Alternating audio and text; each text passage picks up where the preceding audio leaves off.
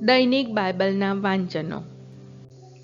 તારીખ 2 જાન્યુઆરી 2026, નાતાલ ઋતુના બીજા અઠવાડિયાનો શુક્રવાર. આજે માતા ધર્મસભા સંત બાસિલ અને સંત ગ્રેગોરનો તહેવાર ઉજવે છે. પહેલું વાંચન સંત યોહાનના પહેલા પત્રમાંથી અને શુભ સંદેશનું વાંચન સંત યોહાન કૃત ગ્રંથમાંથી. પહેલું વાંચન સંત યોહાનના પહેલા પત્રમાંથી, અધ્યાય 2, કલમ 22-28. તો જુઠ્ઠો કોણ?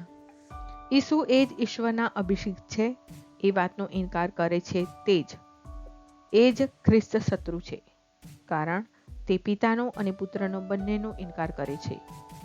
જે કોઈનો પુત્રનો ઇનકાર કરે છે તેને પિતાની પ્રાપ્તિ થઈ નથી. જે પુત્રનો સ્વીકાર કરે છે તે પિતાને પણ પામ્યો છે. તમે જે પ્રારંભથી સાંભળ્યું છે તેને તમારા અંતરમાં રાખજો. તમે જે પ્રારંભથી સાંભળ્યું છે તે જો તમારે હૈયે વસ્તુ હશે તો તમે પણ પુત્ર અને પિતાના બંનેના સાયુજ્યમાં વસશો. અને ઈસુએ પોતે આપણને આપેલું વચન એ જ છે, શાશ્વત જીવન. આટલું તો મેં તમને ભરમાવનારાઓ વિશે લખ્યું છે, પણ તમને ઈસુ તરફથી પવિત્ર આત્મારૂપી જે અભિષેક મળેલો છે તે તો તમારામાં રહે જ છે. અને તમને કોઈએ ઉપદેશ આપવાની જરૂર નથી, પણ એ તો આત્મા જ તમને બધી બાબતો વિશે જ્ઞાન આપે છે, અને એ સાચો છે, જૂઠ્ઠો નથી. એણે તમને શીખવ્યું છે તે પ્રમાણે સતત ઈસુમાં વસજો. તો વસશો, સતત ઈસુમાં વસજો, જેથી તેઓ પ્રગટ થાય ત્યારે આપણે આત્મવિશ્વાસપૂર્વક તેમને મળી શકીએ અને તેમની આગળ આપણને શરમાવવું ન પડે. આ પ્રભુની વાણી છે, તે આપણો આધાર છે. શુભ સંદેશનું વાંચન સંત યોહાન કૃત ગ્રંથમાંથી, અધ્યાય 1, કડી 19-28. યોહાનની સાક્ષી. યોહાનની સાક્ષી આ રહી.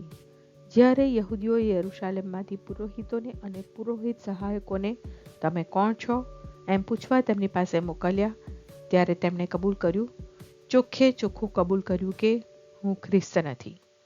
તે લોકોએ પૂછ્યું, તો તમે કોણ છો? એલિયા છો? ત્યારે તેમણે કહ્યું, ના. તો જેનું આગમન થવાનું છે તે પૈગંબર છો? તેમણે જવાબ આપ્યો, ના. એટલે તે લોકોએ તેમને કહ્યું, તો તમે છો કોણ? જવાબ આપો, જેથી અમને જેમણે મોકલ્યા છે તેમને અમે જણાવીએ. તમારા પોતા વિશે તમે શું કહો છો? તેમણે પૈગંબર યશાયાના શબ્દોમાં કહ્યું, હું તો પ્રભુના રસ્તા સીધા કરો એવું અરણ્યમાં પુકારનાનો અવાજ છું. આવેલા માણસોમાં કેટલાક ફરોશીઓ હતા. તેમણે યોહાનને પૂછ્યું, જો તમે ખ્રિસ્ત પણ નથી, એલિયા પણ નથી, તેમ પૈગંબર પણ નથી, તો પછી તમે સ્નાન સંસ્કાર કેમ કરાવો છો? યોહાને તેમને જવાબ આપ્યો, હું પાણીથી સ્નાન સંસ્કાર કરાવું છું, પણ તમારી વચ્ચે એક જણ એવો છે જેને તમે ઓળખતા નથી. તે મારી પાછળ આવનાર છે, અને હું તો તેના પગરખાંની વાઘરી છોડવાને પણ લાયક નથી. યરદનની સામે પાર આવેલા બેથાનિયામાં યોહાન સ્નાન સંસ્કાર કરાવતા હતા, ત્યાં આ બન્યું. આ પ્રભુની વાણી છે, તે આપણો આધાર છે. પ્રાર્થના.